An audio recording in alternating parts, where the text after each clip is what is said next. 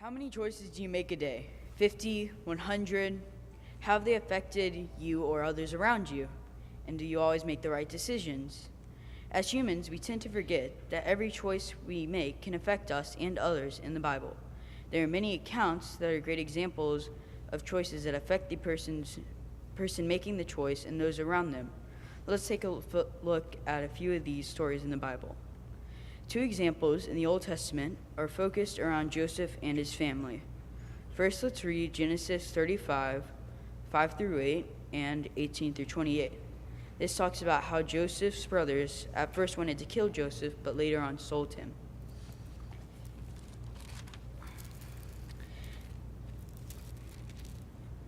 Now Joseph had a dream, and he told it to his brothers, and they hated him even more. So he said to them, "Please hear this dream which I have dreamed. There we were, binding sheaves in the field. Then behold, my sheaf arose and also stood upright, and indeed your sheaves stood all around and bowed down to my sheaf." And his brothers said to him, "Shall you indeed reign over us, or shall you indeed have dominion over us?" So they hated him even more for his dreams and for his words. Now when they saw him afar off, even before he came near them, they conspired against him to kill him. And they said to one another, "Look, at this dreamer is coming. Come therefore, let us now kill him and cast him into some pit, and we shall say, 'Some wild beast has devoured him.' We shall see what will become of his dreams." But Reuben heard it, and he delivered him out of their hands and said, "Let us not kill him." And Reuben said to them, "Shed no blood, but cast him into this pit.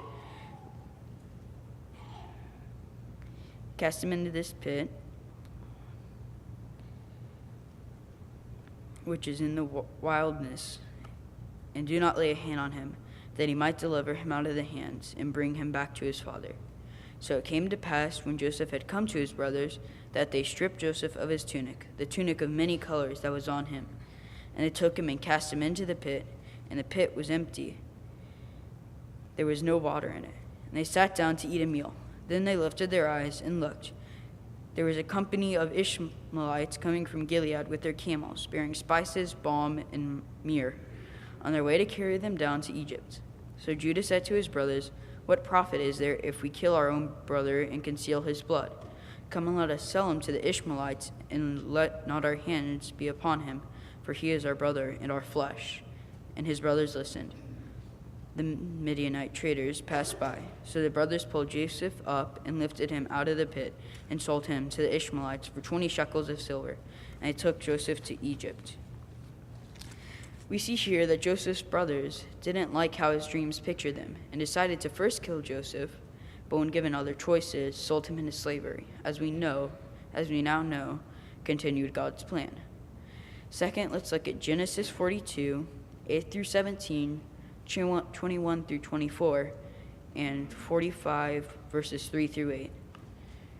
These verses show that even though Joseph recognized his brothers and could have retaliated because of how his brothers treated him in the past and killed them, but instead he kept them alive, gave them what they needed, and gave them a new home in Goshen.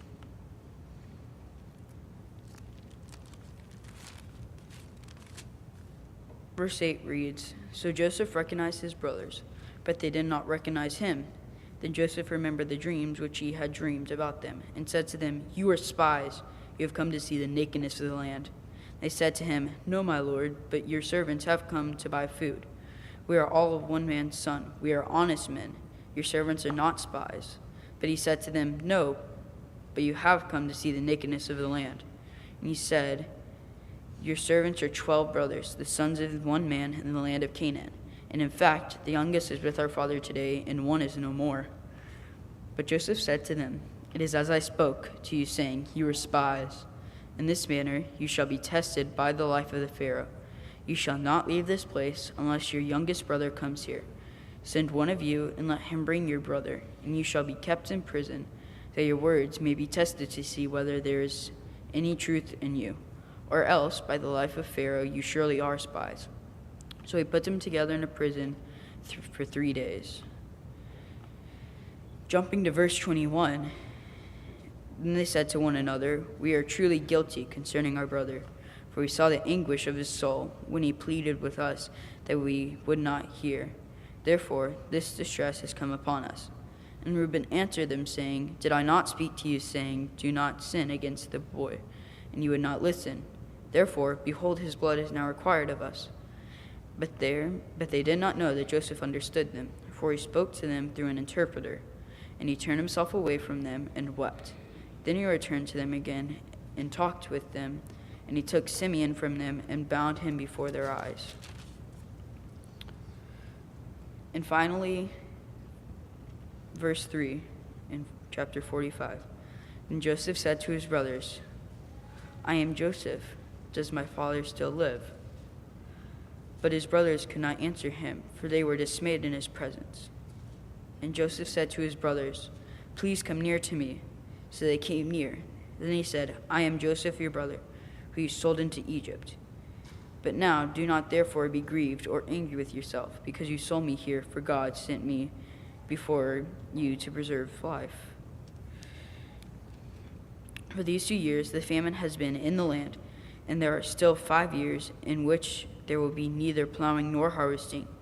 And God sent me before you to preserve a posterity for you in the earth, and to save your lives by great deliverance. So now it is not you who sent me here, but God, and he has made me a father to Pharaoh, and Lord of all his house, and a ruler throughout the land of Egypt.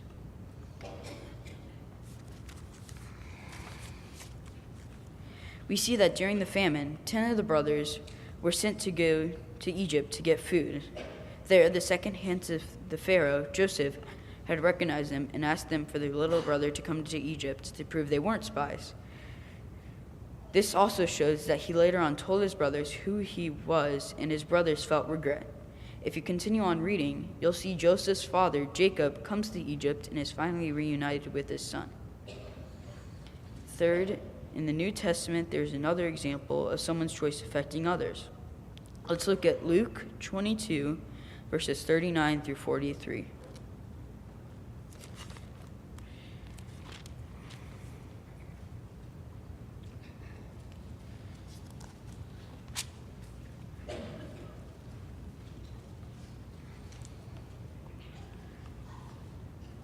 Which reads, Coming out, he went to the Mount of Olives, as he was accustomed, and his disciples also followed him. When he came to the place, he said to them, Pray that you might not enter into temptation. And he was withdrawn from them about a stone's throw, and he knelt down and prayed, saying, Father, if it is your will, take this cup away from me.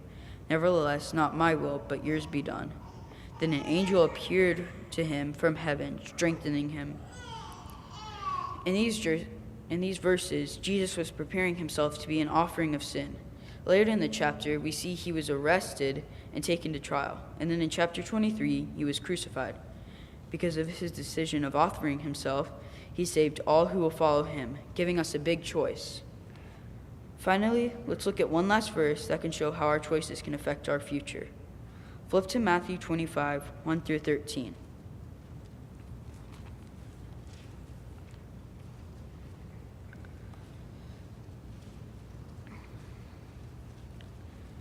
Which reads, Then the kingdom of heaven shall be likened to 10 virgins who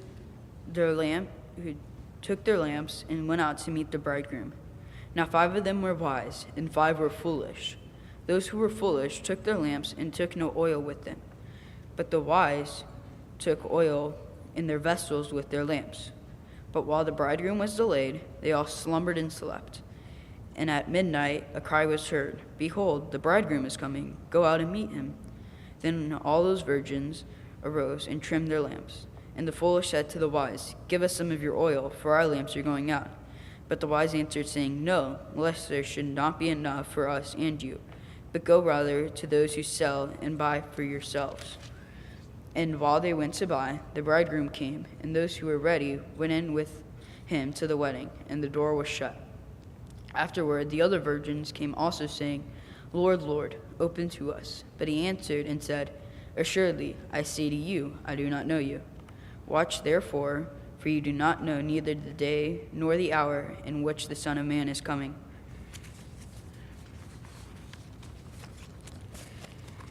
This parable shows that because the foolish men didn't bring extra oil, they missed meeting the bridegroom, and because the prudent did bring extra oil, they did meet the bridegroom.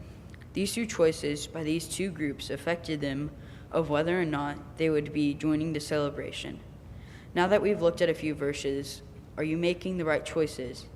Each of these accounts have one thing in common. They all show that God has a plan and that each of us are a part of it. There is always more than one choice that we can make. We always have the choice of repenting our sins and being baptized and joining our brothers, sisters, and Lord in heaven when he comes. What will your choice be?